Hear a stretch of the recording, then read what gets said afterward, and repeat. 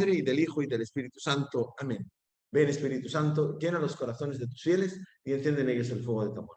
Envía tu Espíritu Creador y renueva la faz de la tierra. Oremos. Oh Dios, que has querido iluminar los corazones de tus hijos con la luz del Espíritu Santo, haznos dóciles a sus inspiraciones para obrar siempre el bien y gozar de su consuelo. Por Cristo nuestro Señor. Amén. Dios te salve María, llena eres de gracia, el Señor es contigo. Bendita tú eres entre todas las mujeres y bendito es el fruto de tu vientre, Jesús.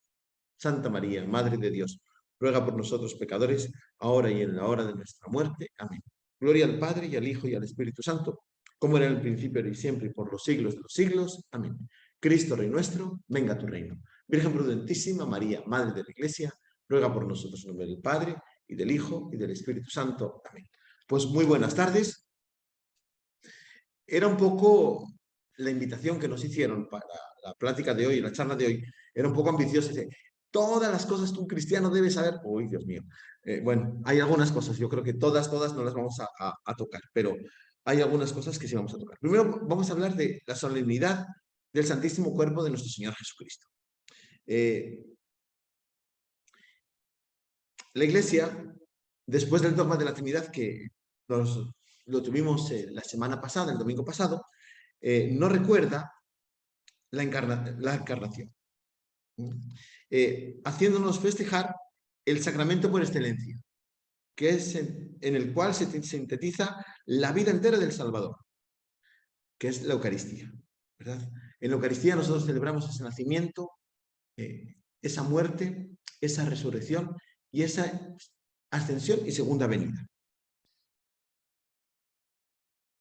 Y además tributamos a Dios gloria infinita. Y además, o sea, recordamos la vida de Cristo, tributamos la gloria a Dios y además se aplica a las almas. En todos los tiempos y los frutos que tenemos, pues son inmensos, porque son los frutos de la redención de Cristo. Si Jesucristo en la cruz nos salvó, ¿verdad? Muriendo nos salvó, al instituir la Eucaristía, la víspera de su muerte, quiso en ella dejarnos un vivo recuerdo de su pasión. La oración que hizo Santo Tomás de Aquino, ¿verdad? Cuando dice, recuerdo de la pasión, ¿verdad? O sagrado convivio en que Cristo es nuestra comida, se celebra el memorial de su pasión. Ahí, celebramos el memorial de su pasión. El altar sigue siendo como una prolongación del Calvario. Y la misa, anunciamos tu muerte, ¿recuerda? Anuncia la muerte del Señor. Anunciamos tu muerte, proclamamos tu resurrección. Ven, Señor Jesús. Porque en efecto, allí está Jesús, como una víctima, pues las palabras de la doble consagración que se tiene en la misa nos dicen primero que se convierte el pan en el cuerpo de Cristo y luego el vino en su sangre. De manera que bajo las sagradas especies Jesús mismo se ofrece al Padre, en unión con todos los sacerdotes, con sus sacerdotes que celebran ahí. Y la sangre vertida y el cuerpo clavado en la cruz, aunque sabemos que está todo entero ahí bajo las dos especies. Y comiendo las víctimas, participamos del sacrificio, como en el Antiguo Testamento, ¿verdad? Cuando uno comía la víctima, participaba de ese sacrificio. Así la Eucaristía fue instituida en forma de alimento, a fin de que pudiéramos comulgar la víctima del Calvario. La hostia santa se convierte en trigo que nutre las almas. Los cristianos participan de la vida entera, uniéndose a Jesús en el sacramento, que es también el símbolo de la unidad. Así como muchos granos, ¿verdad?, hacen la harina, así todos los cristianos hacemos el cuerpo místico de Cristo. Y esta posesión anticipa ya la vida eterna, la vida divina, aquí en la tierra. Porque la Eucaristía también nos ha dicho, prenda de la gloria futura. Es prenda y comienzo de aquella vida, la otra, plenamente que disfrutaremos en el cielo. Porque el pan mismo de los ángeles, ahora que comemos bajo los velos las especies eucarísticas, lo comemos después en el cielo, pero ya sin velos. Vemos la misa como el centro de todo el culto de la Iglesia, y a la Eucaristía y la comunión como un medio establecido por Jesús para que con mayor plenitud participáramos de ese divino sacrificio. Así, la devoción que tenemos al Sacratísimo Cuerpo de nuestro Señor Jesucristo y a la sangre del Salvador nos alcanzan frutos de redención, frutos perennes de redención. Entonces, esa es la celebración. Se celebra el jueves, posterior a la Santísima Trinidad. Es la fiesta del Corpus Christi, que significa el cuerpo de Cristo. Bueno, vamos a hablar un poco en qué consiste, de dónde nace la festividad y cuál es el origen de las procesiones y lo vistoso que tienen algunas procesiones. Primero, ¿en qué consiste la festividad del Corpus Christi? Hemos dicho que esta solemnidad no es fiesta, es solemnidad, entonces se tendría que celebrar con incienso. Es el jueves, pero en muchos lugares se ha pasado al domingo, al próximo domingo. ¿Por qué? Para que haya mayor afluencia de fieles, porque como es día de precepto y es día laboral, pues mucha gente no podría ir. Entonces se trasladó, por eso algunas conferencias episcopales lo han trasladado al domingo. Es la solemnidad del Santísimo Cuerpo y Sangre de Cristo. Antiguamente se llamaba Corpus Domini y ahora Corpus Christi.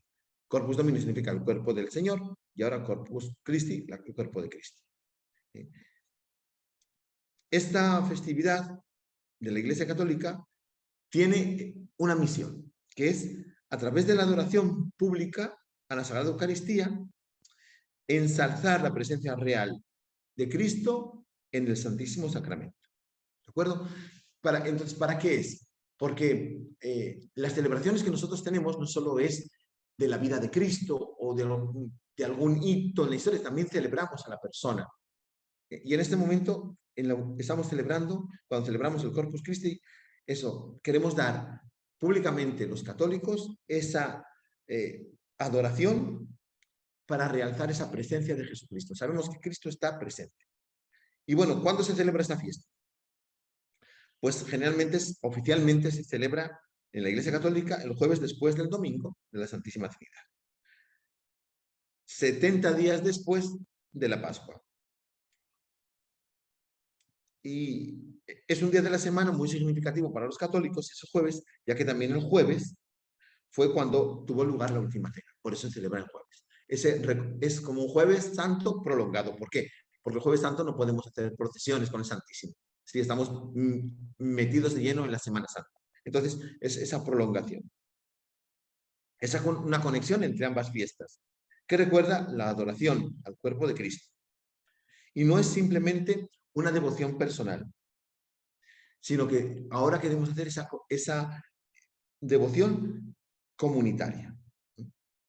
Y bueno, como hemos dicho, en muchos lugares se ha trasladado al domingo. El motivo, sobre todo, pues es eso, la participación de los fieles. El origen, vamos a hablar del origen de esta fiesta. ¿Dónde empezó? El origen de la fiesta del Corpus Christi se remonta ya al siglo XIII, o sea, no es que empezó así. En una abadía en Bélgica, Lieja, la abadía se llamaba de Cornilión, y su priora era una santa, ¿no? Santa Juliana de Cornilión. Y ella tuvo muchas visiones. En una de ellas veía la luna, la luna llena, con un punto oscuro. Y Jesucristo le dijo que significaba una fiesta que faltaba en la iglesia dedicada exclusivamente a su cuerpo. A la iglesia le faltaba una fiesta, que es la fiesta de la adoración eucarística. Entonces, ¿qué hizo? Pues pidió permiso al obispo para tener una celebración especial, ¿no? Y entonces, aquí en este monasterio, en el siglo XIII, ella introdujo algunas cosas, por ejemplo, el toque de las campanillas a la elevación, en la consagración, también el toque de las campanas en la iglesia, también la exposición con el Santísimo, la adoración eucarística y por último también las procesiones.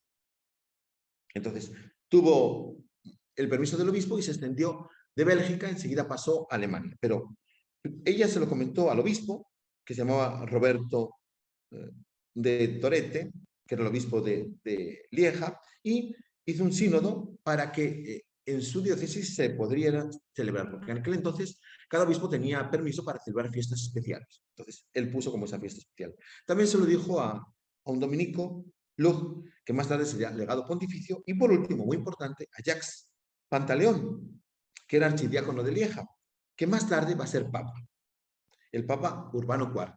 Y ella le va a insistir, cuando sea papa, que celebre esta fiesta. Sin embargo, fue lentamente esto, ¿no?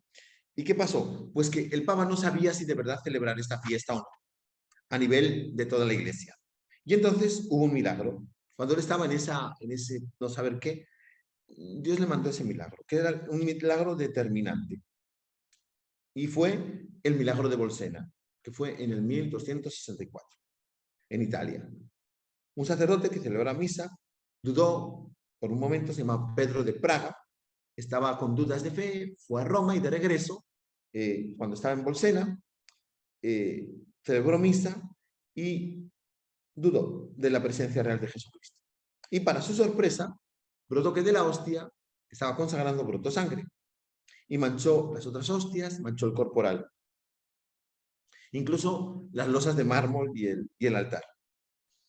Entonces, se enteró el Papa, que estaba en aquel entonces cerca, en Orvieto, y residiendo allá, cerca de Roma, y pidió que trajeran esas reliquias a Orvieto. Y el Papa, cuando lo vio, pues veneró las formas, las hostias consagradas, y veneró los corporales que aún se conservan en Orvieto. Y entonces, ya, la duda que tenía se le quitó. Dios siempre actúa. Cuando Dios quiere algo, manda a alguien que te diga y después te da un empujoncito. Así fue el empujoncito que Dios le dio. Y entonces, al año siguiente, el 8 de septiembre del 1246, el Papa Urbano, que había sido antiguamente el obispo, Urbano IV, firmó la bula Transituros Ocum Mundo, en la que instituía oficialmente la fiesta del Corpus Christi. Desde entonces, esa celebración se ha venido celebrando en todo el mundo católico, ¿no? Claro, al año siguiente murió el Papa y no se pudo llevar a término. Más adelante, entonces, ¿qué pasó? Que en el Concilio General de Viena, con Clemente V, se declaró que fuera para toda la Iglesia. Y se pidió a dos santos, en aquel entonces, que hicieran el oficio divino, las lecturas de los sacerdotes y la misa, que fue a Santo Tomás y a San Buenaventura. Y cuando les dio el tiempo para escribir la misa y el oficio divino y los cantos para el Corpus Christi, cuando empezó Tomás de Aquino a leerlos, San Buenaventura fue rompiendo poco a poco todo lo que había hecho, ¿verdad? Y ahí tenemos grandes cantos, ¿verdad? Él hizo 4 cantos que todos conocemos, ¿no? Está el Laudación Salvatore, pero también está el Adoro Devote, está el Pange Lingua Gloriosi, eso. Entonces, Urbano IV, ¿verdad? Que pidió a estos santos que hicieran eso, y ahí nos quedó. Ahí nos quedó ese día que es, pues, el día en que nosotros ensalzamos la Eucaristía y todos los fieles damos esa adoración pública. Un milagro bastante similar al de Bolsena, que ayudó también a extender mucho la devoción al Corpus Christi, tuvo lugar también en el siglo XIII en Lanciano, ¿verdad? Otro sacerdote que era incrédulo por la presencia real de Jesús en el pan y en el vino, en el momento de decir las palabras de la consagración, observó que estos se convertían en la carne y la sangre. Y bueno, ahí está el milagro de Lanciano, y ya varios científicos del siglo XX descubrieron que ese pan no era pan, era tejido humano del miocardio y sangre de tipo AB, la misma que aparece en la sábana santa de Turín. Entonces, ahí empezó. Y las procesiones enseguida se dieron. En el Concilio de Trento se pidió que en muchos lugares ya existía la procesión, se dijo que en todas partes se tuviera esa procesión en lugares públicos para agradecer ese beneficio de nuestro Señor Jesucristo que se ha quedado en la Eucaristía. Y esas procesiones, los papas Martín V y Eugenio IV las indulgenciaron. Se recibían indulgencias al ir en esas procesiones. Entonces, ahora, ¿qué dice la Biblia del Corpus Christi? Porque dice uno, a ver, bíblico, bueno, las procesiones son bíblicas, porque el Arca de la Alianza, ¿verdad? Ahí donde estaba el escabel de Dios, ahí iban de un lado para otro, llevaban el Arca de la Alianza, hacían procesiones. Nosotros no llevamos el Arca de la Alianza, llevamos a la Alianza, ¿no? A Cristo nuestro Señor. El Corpus Christi está íntimamente ligado a la institución de la Eucaristía. el día de Jueves Santo. Y la adoración pública de esa corporeidad de Jesús sacramentado, pues es claro. Jesús dice, esto es mi cuerpo, esta es mi sangre, que será entregada por ustedes. Es bien claro. O aquella que dice, esto está en Marcos, la de Juan, yo soy el pan vivo bajado del cielo. El que coma de este pan vivirá eternamente. O lo en Lucas, cuando dice, este es mi cuerpo entregado en favor de ustedes. Hagan esto en memoria mía. O en Corintios, primera, ¿verdad? Cuando San Pablo dice, cada vez que coméis este pan y bebéis esta copa, anunciáis la muerte del Señor hasta que Él venga. Y Jesús cuando dice, yo estaré con ustedes todos los días hasta el fin del mundo. Sin embargo, bueno, tenemos los testimonios de los padres de la iglesia, ¿verdad? Que desde el inicio creían, desde San Ignacio de Antioquía, en esa presencia real de Jesucristo en la Eucaristía. Y bueno, en la Biblia vemos esas razones, ¿verdad?, de esa importancia de la fiesta. En el Concilio de Trento se definió que la Eucaristía, el cuerpo y la sangre, con el alma y la divinidad de nuestro Señor Jesucristo, están ahí presentes. En la Eucaristía está presente el cuerpo y el alma, la sangre y la divinidad de nuestro Señor Jesucristo. Por tanto, todo Cristo está verdadera y sustancialmente presente, contenidos ahí en la Eucaristía. Y los cristianos, dice el Concilio de Trento, atestiguan su gratitud y su recuerdo por tan inefable y verdadero divino beneficio, por los que hace nuevamente presente la victoria y triunfo de la muerte y resurrección de nuestro Señor. Y bueno, ahí tenemos, ¿verdad?, Santo Tomás de Aquino, como dijimos, esas oraciones tan bonitas como el himno de Tanto Nervo, que si nosotros la traducimos, dice, veneremos pues inclinados tan grande sacramento. Y la antigua figura ceda al nuevo rito. La fe supla la incapacidad de los sentidos. Entonces, ahí está. En la Biblia aparece, pues, Jesucristo, ¿verdad?, que nos dice que ese es su cuerpo y esa es su sangre. Y nosotros tenemos sangre preciosa. Y ahí está. Ahora, la procesión del Corpus Christi. ¿En qué consiste? Pues vemos que en la bula de Urbano IV se establecía la fiesta del Corpus Christi, pero no se hacía mención alguna de las procesiones. Pero pronto, ¿verdad?, ahí como se hacía en Lieja, se empezó a hacer esa procesión por las calles, con la hostia consagrada dentro de la custodia.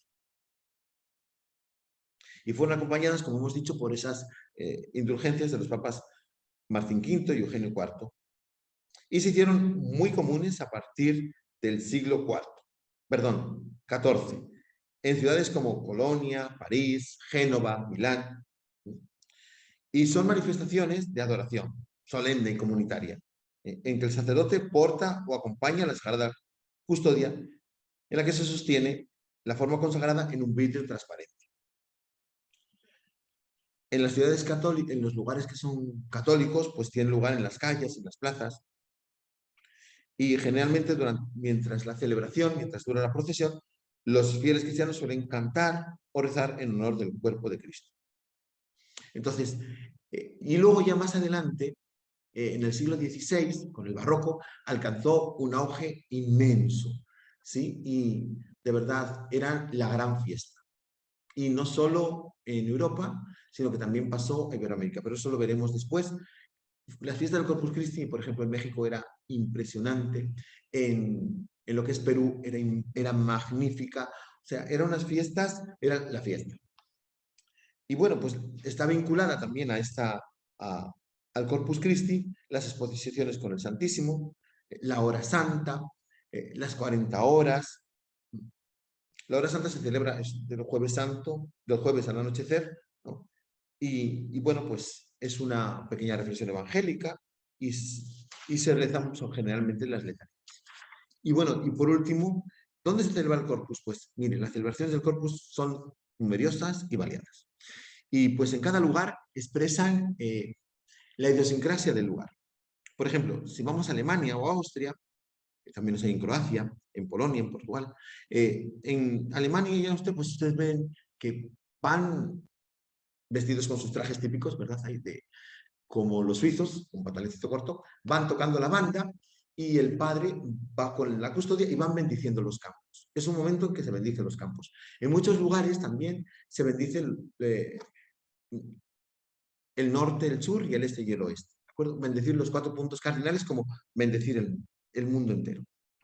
Eh, en España también hay muchas procesiones del Corpus. Hay lugares donde el sacerdote no porta la custodia, sino que se lleva una carroza, como pues casi todo el sur de España, y es famosísima la de Toledo, ¿verdad? Con esa custodia preciosa de plata, que ahí va y lo van llevando lo van portando en andas, y se hacen alfombras de flores en algunos lugares, otros se hacen con tierra, con sal, y ahí va pasando el Santísimo Sacramento.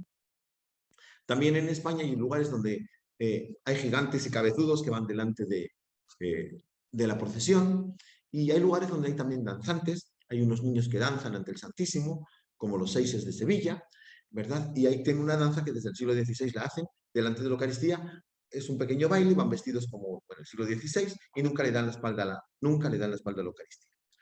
En Iberoamérica, pues pasó esa fiesta, ¿verdad?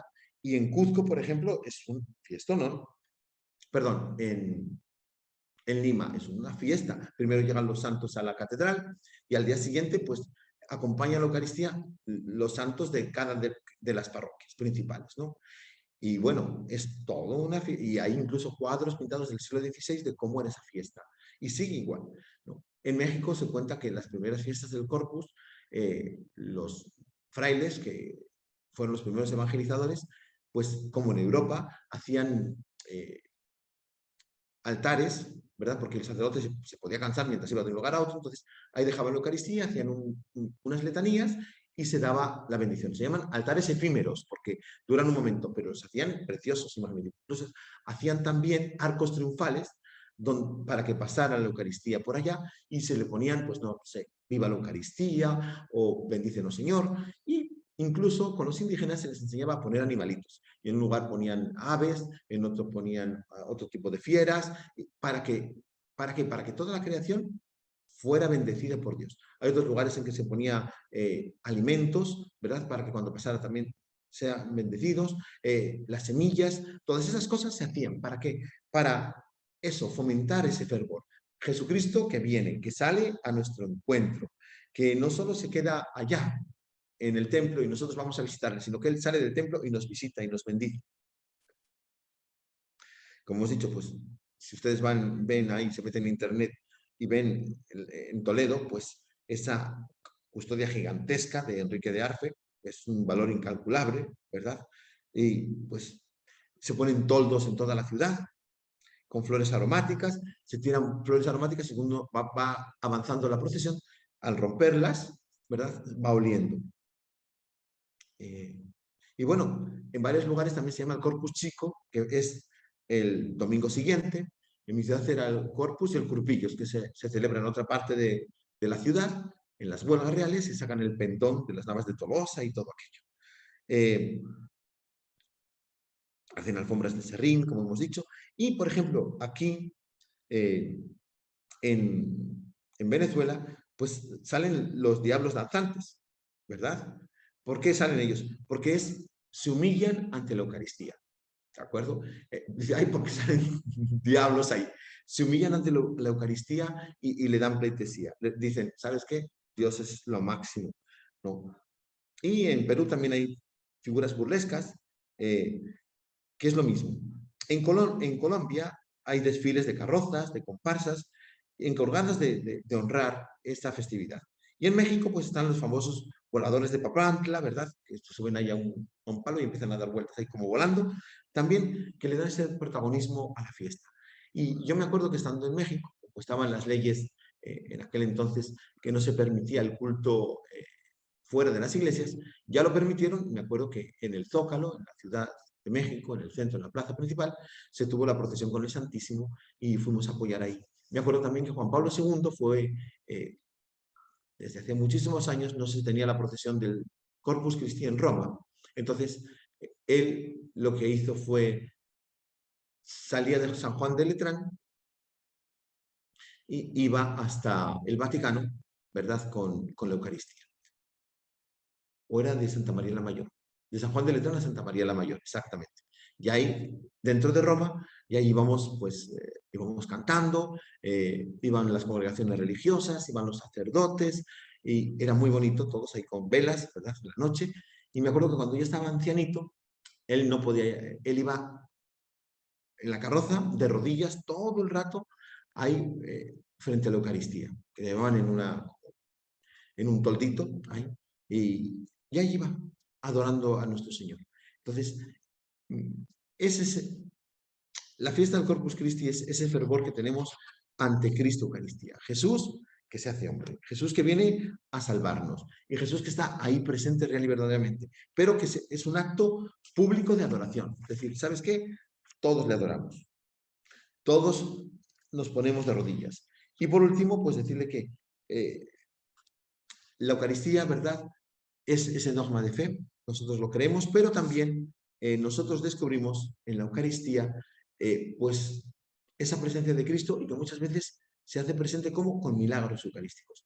Si ustedes ven cuántos milagros eucarísticos hay a lo largo de la geografía, en muchísimos países hay milagros eucarísticos.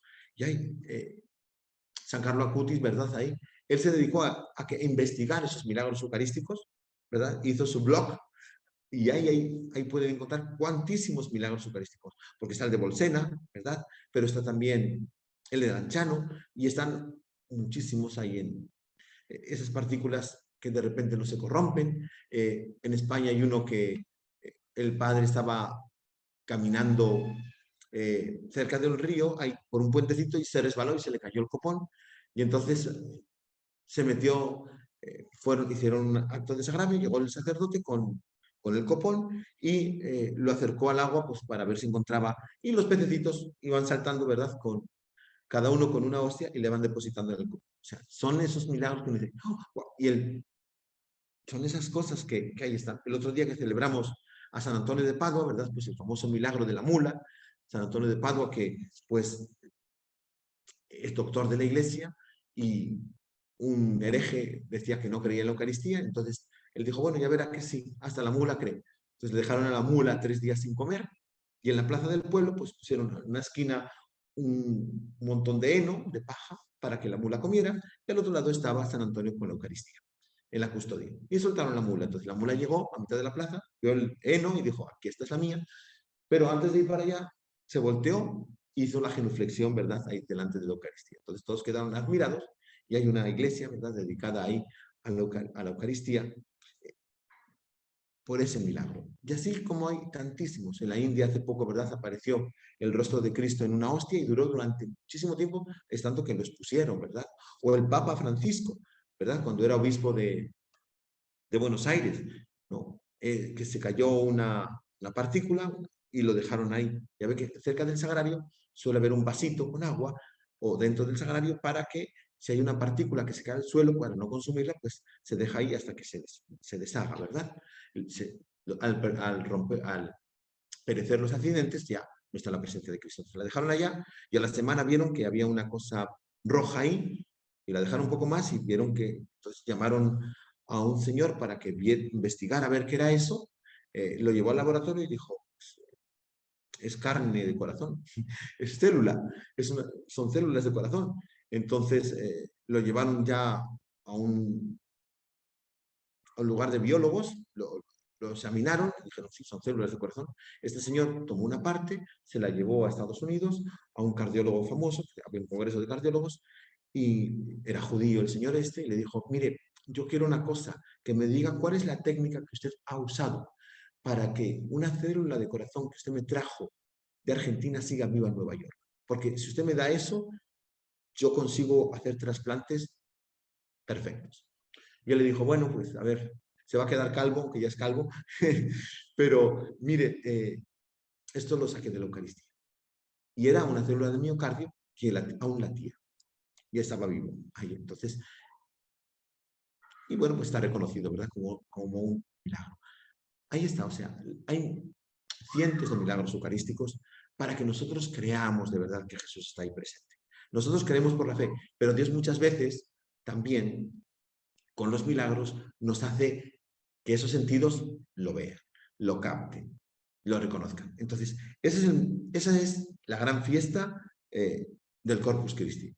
de verdad, es el fiestonón. Yo me acuerdo cuando era chiquito y en España que era la gran fiesta.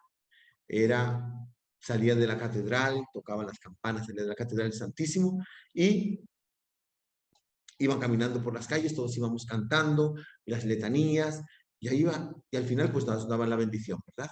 La bendición eucarística. En muchos lugares, como digo, se ponen altares efímeros para que en esos lugares vaya dando la bendición y vayan pues eso, recogiendo esas gracias de Dios nuestro Señor. Dios que bendice pues nuestras ciudades, por donde pasamos, donde estamos, donde vivimos. Dios quiere ser uno de nosotros, quiere estar a nuestro lado. Y bueno, esta es la gran fiesta del Corpus Christi, es una gran solemnidad, es reconocer públicamente que Jesús está presente en la Eucaristía. Y está ahí y se ha hecho Eucaristía por nosotros, para quedarse con nosotros. Como dice Jesús, ¿verdad? Yo estaré con ustedes todos los días hasta el fin del mundo, que dice en Mateo 28. Ahí está, Jesús siempre con nosotros. Y pues acercarnos a Él, agradecerle. Y yo lo que les invito es que siempre, ¿verdad? Siempre que tengan un tiempito, visiten a Jesús en la Eucaristía. Él está ahí esperándonos. Y esas actividades de devoción que se pueden tener, que es la adoración eucarística, la bendición eucarística,